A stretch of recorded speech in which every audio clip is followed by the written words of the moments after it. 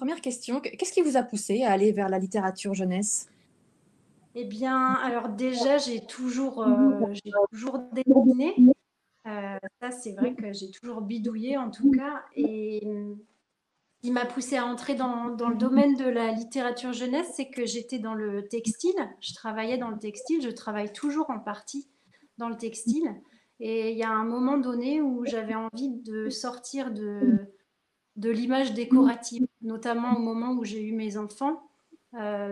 L'image narrative commençait à me plaire beaucoup et je me suis dit que je pouvais essayer de développer ça, de sortir un petit peu de l'imagerie décorative, donc des imprimés. Voilà, je Mhm. pense que c'est peut-être le fait d'avoir eu mes enfants et de replonger dans mes livres d'enfance, de les ressortir, d'en découvrir de nouveaux aussi. Voilà, je me suis demandé si je pouvais pas avoir l'occasion, l'opportunité de pouvoir tenter dans ce domaine. Voilà. Mhm. Donc vous réalisez des dessins pour les petits et pour les grands.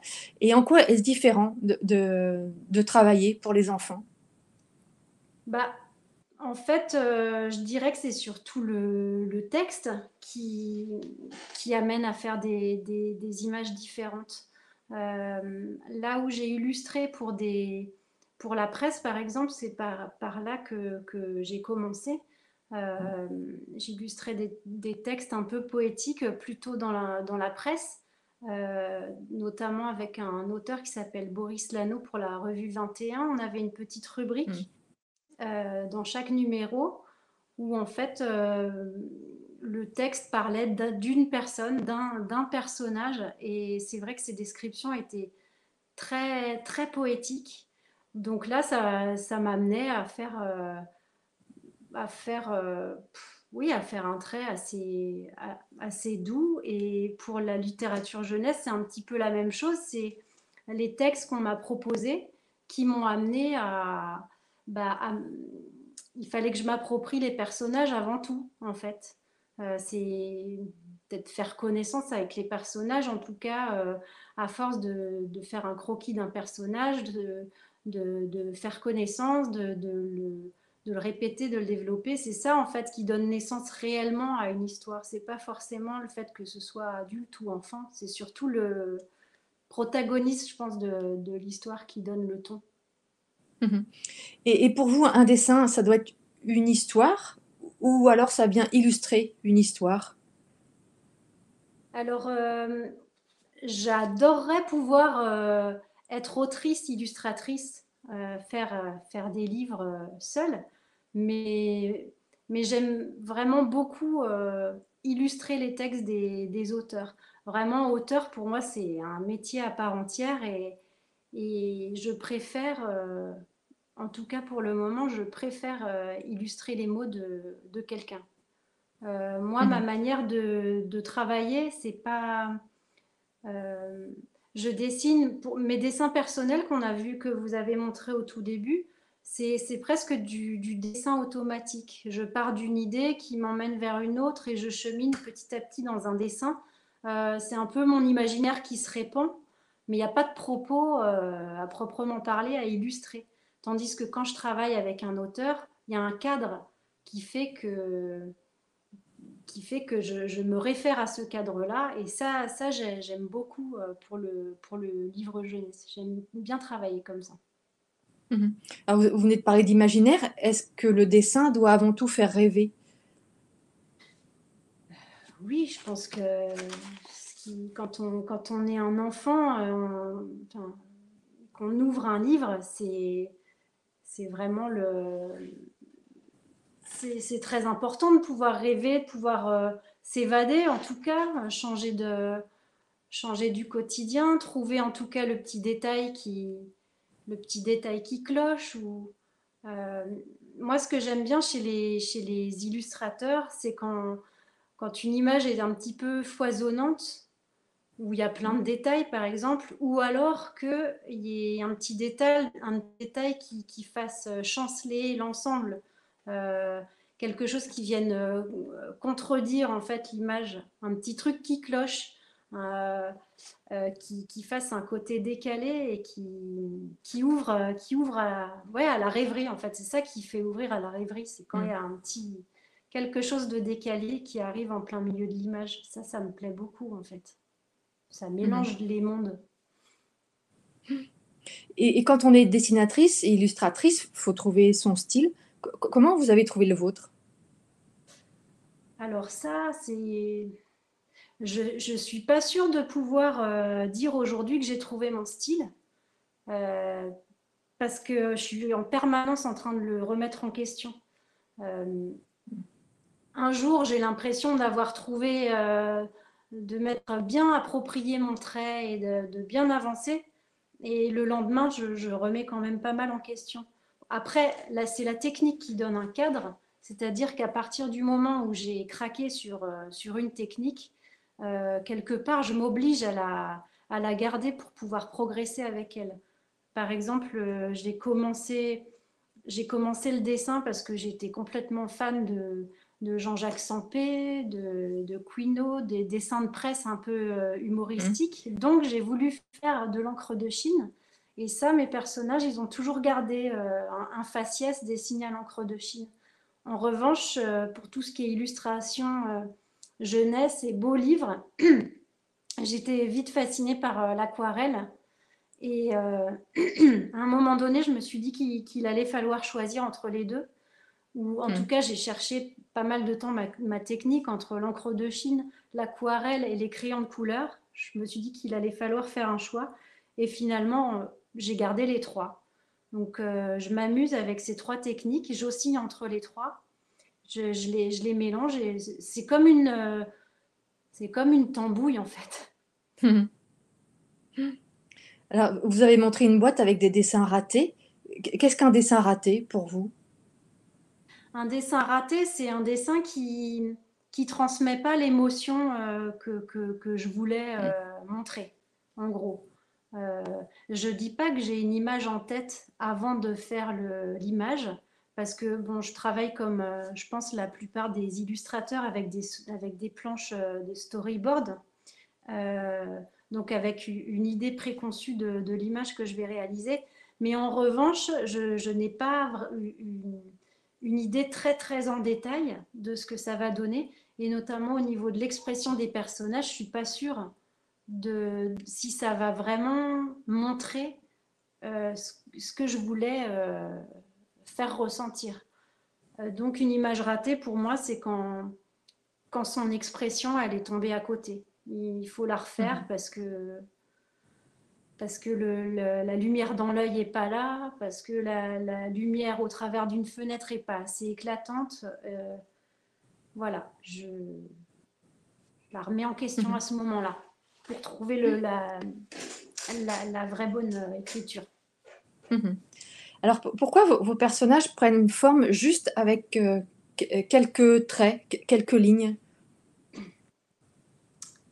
Alors ça, peut-être une question d'habitude. Je saurais pas trop l'expliquer. Je sais que pour chaque personnage, je démarre avec un petit carnet de croquis où je cherche un petit peu son visage. Je le cherche pendant un bon moment. Et à un moment donné, son faciès apparaît. Je sais que c'est le bon. Je sais qu'il a son expression entre guillemets définitive. Mais je veux pas aller trop loin j'ai peur de tomber dans la caricature en fait rapidement, ce Mhm. qui fait que j'essaye d'en dire un peu le moins possible, euh, parce que je sais que d'une page à l'autre va y avoir des différences. Je préfère rester un petit peu évasive euh, au niveau des expressions des yeux, du nez. Je préfère privilégier une attitude en fait. Mhm. Et en revanche, quand vous représentez la nature, bah, vos illustrations fourmillent de détails et de couleurs. Et pourquoi ce contraste entre le personnage et justement voilà, la nature Bah ça, c'est un refuge en fait, c'est la couleur. La couleur, elle, elle donne envie de s'y plonger. La plupart du temps, quand j'ai commencé à faire du dessin, c'était un petit peu pour me libérer. On dessine souvent pour libérer ses propres émotions. Et, euh, et souvent, quand un dessin commençait à être un petit peu trop triste, j'avais tendance à me rassurer en ajoutant et ajoutant encore de la couleur. Et c'est comme ça qu'en fait la couleur venait rassurer l'ensemble. Et du coup, je pense que ça, c'est resté. C'est resté assez riche en couleurs parce que ça fait du bien autant à le faire que. Mm. Enfin, oui, ça fait du bien quand je l'effectue. En fait, ça me rassure. Mhm. Et est-ce qu'il y a un lien avec votre région d'origine, la Sologne, où la nature est très présente? Je crois qu'on est on a tous affaire avec notre histoire et avec notre enfance. Et Mm. c'est vrai que la Sologne, je suis très très imprégnée par les odeurs. C'est une région qui est très, je peux pas dire atypique parce que c'est pas vrai, mais qui est très changeante en fait. Les saisons, on les voit très nettement, on voit très nettement les arbres changer de couleur, l'odeur changer par rapport à l'humidité, au soleil, à la bruyère. Euh, En fait, ma maison, la maison de mes parents, est toujours juste à côté de la forêt. C'est vrai que c'est un grand terrain de jeu pour ma sœur et moi d'aller en forêt. Et je pense, comme beaucoup d'enfants, d'aller explorer un petit peu tout ce qui, tout ce qu'elle nous donnait, quoi. Tout ce qu'on pouvait ramasser, tout ce qu'on pouvait observer. Mhm. Ouais, donc ça, c'est sûr qu'en tout cas, c'est une source d'inspiration. C'est intarissable, même quand je rentre, parce que j'habite plus en Sologne maintenant, mais même quand je rentre maintenant, tout de suite j'ai les odeurs qui remontent Mm. et c'est comme une Madeleine de Proust en fait, la forêt derrière chez moi. Voilà. Mhm. Qu'est-ce qui doit vous séduire chez un auteur ou une autrice pour que vous décidiez de travailler avec lui ou avec elle? Pour le moment, j'ai eu de la chance parce que les autrices et auteurs qui sont venus qui m'ont contacté, je pense qu'ils m'ont contacté parce qu'ils se sont dit que bah, mon trait pouvait correspondre à leurs mots. Et c'est vrai que j'ai pas eu trop à refuser pour le moment de texte parce que je trouvais que je pouvais, enfin mon trait pourrait s'adapter à leur texte. Mhm. Et comment vous travaillez avec eux? Alors, c'est soit la maison d'édition par exemple, pour les éditions du Seuil, c'est notre éditrice, Angèle Cambournac, qui a décidé de nous faire travailler ensemble, enfin, tout du moins, qui a proposé à Cécile Roumiguière qu'on travaille ensemble. Et, et du coup, voilà, ça s'est fait de cette manière-là, en fait. Mhm. Comment vous avez travaillé sur ce livre, Freud, la chouette? Alors pour cet album, c'était un peu particulier parce qu'on était en plein confinement. Enfin, Mm. disons que le confinement, la décision du confinement est tombée au moment où j'entamais l'exécution du livre. J'avais commencé le storyboard avant, mais l'exécution des planches s'est tombée pile poil la première planche pour le confinement. Donc, ce qui était assez, assez marrant, enfin marrant non, mais il y avait un parallèle entre ce que je vivais, c'est-à-dire de ne pas sortir de chez moi, et le livre. C'est-à-dire qu'à un moment donné, je suis maman de deux enfants et mon, mon ami a proposé à mes enfants de sortir le soir en dehors des horaires, enfin en dehors du jour. Il leur a assez rapidement proposé s'ils ne voulaient pas sortir la nuit avec une lampe de poche pour aller se promener en forêt, parce qu'on n'est pas loin de la forêt non plus. Et du coup, j'ai eu à loisir de les observer eux Mhm. euh, en même temps que je faisais l'album. Donc c'était rigolo parce qu'il y avait un vrai parallèle entre l'histoire de cette petite fille qui sort et Mhm. qui aime vivre la nuit et nous, ce qu'on vivait par la force des choses en fait. Mhm. Donc Et, c'était un album qui était assez passionnant à travailler et ça a pas été de tout repos non plus parce que j'avais une confiance en moi un petit peu en berne. Donc j'ai beaucoup raté de planches et c'est d'ailleurs pour ça que j'ai commencé cette boîte de dessins ratés. C'est parce mhm. que j'ai rebidouillé mes planches avec d'anciennes planches. J'ai beaucoup remis les choses en question, ce qui donne une impression d'image un peu parfois de bric et de broc, un peu recuisiné, quoi. Mhm. Mais bon, c'est un bon souvenir. Mhm.